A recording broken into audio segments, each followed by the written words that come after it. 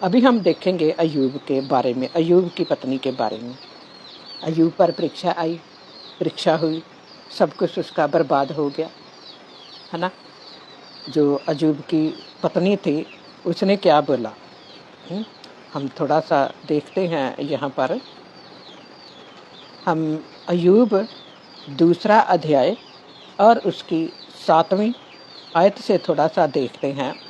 तब शैतान यहोवा के सामने से निकला, मतलब यानी कि जब अय्यूब की परीक्षा शुरू हो गई थी, अय्यूब की परीक्षा जब शुरू हो गई, यानी कि उससे पहले बर्बाद सारा कुछ हो गया।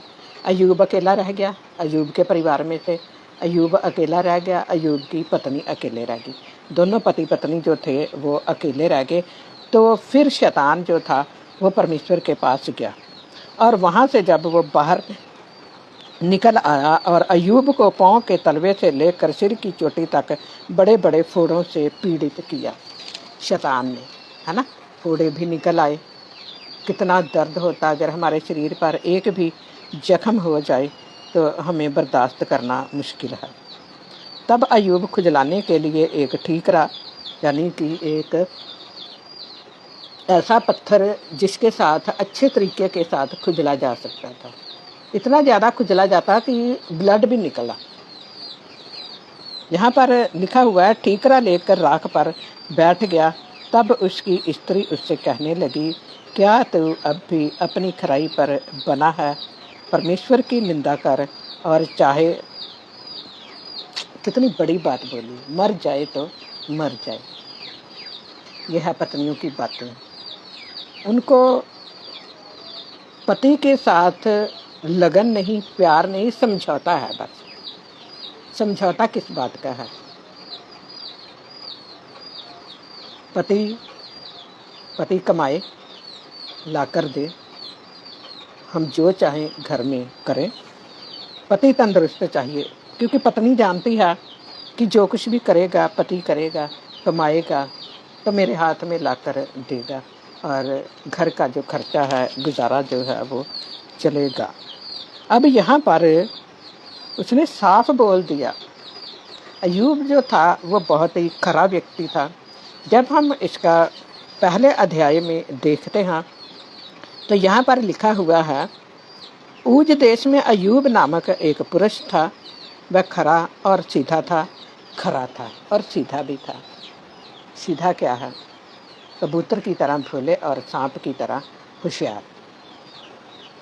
खरा अर्थ है एकदम से जो भी बोलना उसने सीधी बात बोल देनी। यहाँ पर अय्यूब ने अपनी पत्नी को उत्तर क्या दिया? उसने उससे कहा, तू एक मूढ़ स्त्री की सी बातें करती है। उसको ये नहीं बोला कि तू मूर्ख है, तू पागल है। पति बहुत सी गलत शब्द बोल देते हैं ना औरतों को, पर इसने कोई गलत शब्द नहीं बोला। इतना अच्छा था, इतना सीधा था, इतना खरा होने के बावजूद भी उसने अपनी पत्नी को कोई भी बात गलत नहीं बोली, बल्कि उसको क्या बोला, मूढ़ औरत सी बातें करती।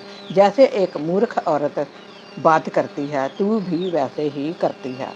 मूर्ख बोल भी दिया और मूर्ख कहा भी नहीं। ऐसा समय चल रहा है आजकल। जो तो परमेश्वर के लोग हैं वो तो समझदारी की बातें करते हैं, लेकिन जो उनके ऑपोजिट लोग होते हैं ना, वो सीधा ही बोल देते हैं, पागल है, मूर्ख है तू तो, है ना। गलत शब्द, रॉन्ग शब्द बोल देना, जो शब्द नहीं बोलने चाहिए वो शब्द लोग बोल देते हैं। क्या था? अय्यूब पर तो परीक्षा थी ना। इतनी बड़ी बात बोलना कोई छोटी बात नहीं। बेशक मरना है तो मर जा, लेकिन परमेश्वर को छोड़ दे, परमेश्वर को मत मान। मरना तो परमेश्वर में भी मरना है, जीना है तो परमेश्वर में ही जीना है। ये अय्यूब का एक निर्णय था। अय्यूब का ही निर्णय नहीं था, बाइबल में बहुत से ऐसे लोग हैं जिन्होंने इस तरह की जिंदगी को जिया। अब अय्यूब जैसी जिंदगी जीना भी कोई छोटी बात नहीं। बहुत लंबा समय उसकी परीक्षा चली। अब यहाँ पर उसने अपनी पत्नी को क्या बोला, उसने उससे कहा, तू एक मूढ़ स्त्री की सी बातें करती है, क्या हम जो परमेश्वर के हाथ से सुख लेते हैं दुख ना ले। देखो,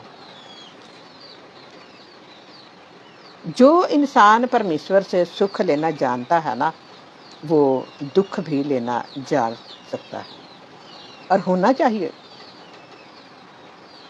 परमेश्वर सुख भी देता है, परमेश्वर दुख भी देता है, और जो परमेश्वर सुख के बाद दुख देता है ना, उसको सहन करना चाहिए। इसीलिए तो कहते हैं कि बच्चों को हर किस्म के माहौल से गुजरना सिखाओ। गरीबी हो, घटी हो, कमी हो, कभी कोई चीज़ ना भी हो, तो उसमें से निकलना भी बच्चों को सिखाओ। जब बच्चों को हम इस तरह के माहौल से भी निकलना सिखाते हैं, तो शादी के बाद बच्चों को कोई दिक्कत नहीं आती। ये एक समझदार परिवार के गुण होते हैं। जब एक समझदार परिवार के ऐसे गुण होंगे, तो लोग सचमुच में दुनिया में लगातार तरक्की करेंगे। लगातार परमेश्वर के लोगों का तरक्की करना जो है ज़रूरी है। परमेश्वर के लोग तरक्की तभी करते हैं जब वो परमेश्वर के वचन के अनुसार अपनी ज़िंदगी को गुजारते हैं। अय्यूब की पत्नी ने क्या बोला, है ना, तू परमेश्वर को छोड़ दे। क्या छोड़ सकते हैं हम लोग? हम लोग तो परमेश्वर के बिना कुछ भी नहीं हैं, है? अब अय्यूब के बोलने का शब्द कितना अच्छा था। उसने अपनी पत्नी को मूर्ख बोला भी नहीं, मूर्ख भी नहीं बोला, और उससे बात भी कर दी कि तू मूर्ख जैसी बातें करती है। कि जो परमेश्वर हमें सुख देता है, क्या हम उसके हाथों से दुख ना लें? अय्यूब जो था सफलता के रास्ते पर था, परमेश्वर में वो चलता रहा, अमीर था, किसी चीज़ की उसके जीवन में उसको कभी भी कमी नहीं थी आई। परमेश्वर में वो खरा होकर चला, परमेश्वर की मर्जी के अनुसार उसने ज़िंदगी को जिया। अब दुनिया में ऐसी ही औरतें हैं जो हमेशा ये सोचती हैं कि हम खुश रहें। अगर फलाने के पास सारा कुछ है तो मेरे पास भी होना चाहिए। नकलची है, नकल करना किसका काम है? पता है ना नकल कौन करता है ना? मदारी के पास क्या होता है? क्या होता है मदारी के पास? वो हर किस्म की नकल करते हैं, है ना, चाहे मेल हो चाहे फीमेल हो, हर किस्म की नकल वो कर लेते हैं, हर इंसान की नकल कर देते हैं वो लोग। तो हमारा ये स्वभाव नहीं होना चाहिए। हम लोग परमेश्वर के लोग हैं, हमारा स्वभाव लोभ रहित होना चाहिए, अभिलाषा वाला नहीं होना चाहिए, लालच वाला नहीं होना चाहिए। जब हमारे अंदर लालच पैदा होता है तो हम नकलची बन जाते हैं, हम दूसरों की नकल करना सीख जाते हैं। क्योंकि हमारी जो आंखें हैं ना, वो दूसरों की तरफ लगी रहती हैं, हमारी आंखें अपने घर की तरफ नहीं होती। जब हमारी आंखें अपने घर की तरफ ना होकर तो बाहर की तरफ होंगी ना, तो हम सचमुच में ही लालची बनेंगे। ये जो औरत अय्यूब की पत्नी है, हम इसी तरीके की बातें करेंगे फिर। अब अय्यूब कितना समझदार है, उसको पता था उसने परमेश्वर के हाथों से सुख लिया है, तो वो परमेश्वर के हाथों से दुख भी तो लेगा ही ना फिर। और वह दुख को बर्दाश्त कर रहा, सिर से लेकर पैर तक, तलवों तक, यानी कि पैर के नीचे तक भी उसके फोड़े निकल आए थे। और वो एक पत्थर लेकर, एक ठीकरा लेकर, और उसके साथ वो खारिश किया करता था। हाँ, सोचो, उसके जख्मों में से खून भी निकलता, ब्लड निकलता था ना। एक मैंने पोस्ट डाली हुई है, 1600 से ज़्यादा लोगों ने उस पोस्ट को देखा और लोगों ने शेयर भी उसको किया, कमेंट भी उसके ऊपर आए। हमने समझना है, आदम की पत्नी हवा और अय्यूब की पत्नी के बारे में हमने इन चीज़ों के बारे में अच्छे तरीके के साथ जानना है। पत्नियां तो और भी बहुत हैं बाइबल में, लेकिन ये दो पत्नियां जो थी, एक की वजह से अपराध आ तो गया, लेकिन आज तक वो अपराध चल रहा है। उसने अपने पास से बात लगाई। दूसरा जो अय्यूब की पत्नी थी, उसके अंदर एक लालच था।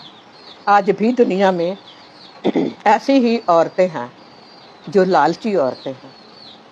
उनको ये नहीं समझ आता कि मेरे पति के पास अगर लगातार काम है तो मुझे उसके साथ उस समय कैसा स्वभाव रखना है, जब उसके पास काम नहीं है तो उस समय मुझे कैसा स्वभाव रखना है। बहुत से ऐसे काम हैं जो कि सीजनल वर्क होते हैं। अब मौसम के अनुसार जो काम होते हैं ना, वो मौसम के अनुसार जब काम होता है ना, तो हमें उसी समय अपने फ्यूचर को सिक्योर करने की सोचना है।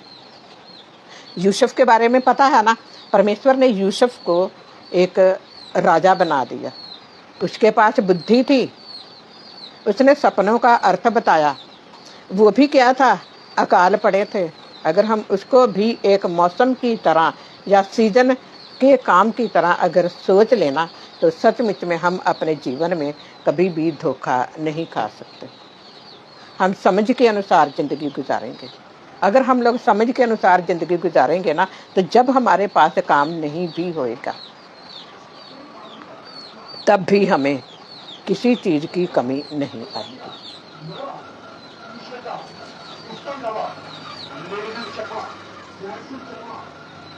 तो हमें क्या करना चाहिए? मूर्खों जैसी बातें नहीं करनी, लालची नहीं बनना, है अभिलाषाओं वाले नहीं बनना। ये बाइबल में लिखा है, ये जो आंखें हैं ना, ये कितना भी देख ले ये कभी नहीं थकती। ये जो मुंह है ना, ये कितना भी बोले ये कभी बंद नहीं होएगा। कान हमारे जितना मर्जी सुन ले, ये सुनने से कभी नहीं थकेंगे। लेकिन अगर हमें मेहनत करनी पड़े ना, जो हमारे लिए ज़्यादा फायदे वाली बात है, हम उससे बहुत जल्दी थक जाते हैं। हमें ऐसे नहीं करना, समझदारी के साथ हमें चलना है। जब हम लोग समझदारी के साथ चलेंगे तो हमें किसी बात की कोई भी परेशानी नहीं आएगी। यहाँ पर हमने पत्नी के बारे में तो देख लिया। अब पत्नी के साथ साथ जो उसके दोस्त थे, है ना, जो उसके दोस्त थे ना, वो भी उससे अपने आप को हार मानने लगे। अयूब इतना खरा था, अयूब इतना सीधा था, अयूब इतना भला था कि उसके दोस्त भी हार गए। यहाँ पर लिखा हुआ है 2 अध्याय की 13 आयत के बीच में, तब वह 7 दिन और 7 रात उसके संग भूमि पर बैठे रहे। अयूब ने इस बात के लिए अपने ऊपर अफसोस किया था। उसने अफसोस क्या किया था? जब आगे आगे हम देखते हैं ना, अयूब की पूरी किताब को जब हम देखेंगे तो लिखा हुआ है कि अयूब जो था उसने परमेश्वर को नहीं कोसा। अयूब जो था उसने परमेश्वर को बुरा भला नहीं बोला। उसने अपने जन्मदिन के दिन को बुरा जरूर बोला, लेकिन परमेश्वर को बुरा नहीं बोला उसने। अब ये जो अयूब के दोस्त थे, ये 7 दिन और रात उसके साथ बैठे रहे, लेकिन अयूब के मुंह से परमेश्वर के लिए कोई भी गलत बात नहीं निकली। धन्यवाद किया करें ऐसे वचन के लिए, जो वचन हमें विश्वास में मजबूत करता है। हमें विश्वास में ही तो बढ़ना है, हमने आज्ञाकारी करनी है। जब हम लोग आज्ञाकारी करते हैं ना, तो आज्ञाकारी में जब बढ़ते जाते हैं ना, तो बरकतों में भी बढ़ते हैं। जो अयूब है, ये सफलता की बहुत बड़ी मिसाल है। दिन जरूर बदलते हैं, समय जरूर लगता है। एक कहावत है ना, देर आए दुरुस्त आए, है ना। दुनिया में कुछ ऐसे भी लोग होते हैं भी, होते हैं नहीं, हैं भी, जिनके ऊपर गरीबी के साथ साथ बीमारी भी आती है। परेशानियां ऐसी आती हैं, लड़ाई झगड़े वाली परेशानियां आती हैं और लगातार बढ़ती भी जाती हैं।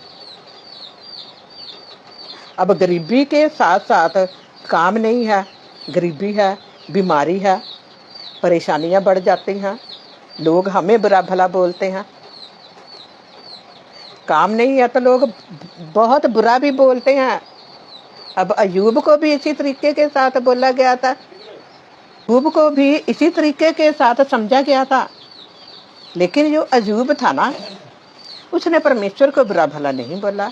इंसान के ऊपर गरीबी आती है, अगर गरीबी के साथ बीमारी आती है, मैं अपने जीवन की गवाही बताती हूँ, मुश्किल होता है ज़िंदगी में बहुत, लेकिन मुश्किलों से हारना एक, क्योंकि जो मुश्किलों से हार जाता है ना, वो डरपोक है। मुश्किलों से नहीं हारना। ये जो अयूब की पत्नी थी ना, इतने मुश्किल के समय अयूब का साथ देना छोड़ना चाहती थी, लेकिन अयूब जो था वो मजबूत था। जब परमेश्वर को मानने वाला व्यक्ति मजबूत होता है ना, तो तब घर जो होता है वो स्थिर बना रहता है। तो सबसे बड़ी बात कि जो अयूब है वो हमारी ज़िंदगी के लिए, सफलता के लिए एक बड़ी मिसाल है। सभी जानते हैं कि बाद में अयूब को परमेश्वर ने सारा कुछ दे दिया था और डबल दिया था सारा कुछ, है ना। बच्चे भी ख़त्म हो गए थे, पत्नी रखी परमेश्वर ने, बच्चे हो गए, किसी चीज़ की कमी तो नहीं आई, सब कुछ परमेश्वर ने उसको डबल करके दे दिया। मैं पत्नियों को यही बोलना चाहती हूँ कि पति के ऊपर अगर दुख आता है, काम नहीं होता, तो समझदारी के साथ जीवन को गुजारें।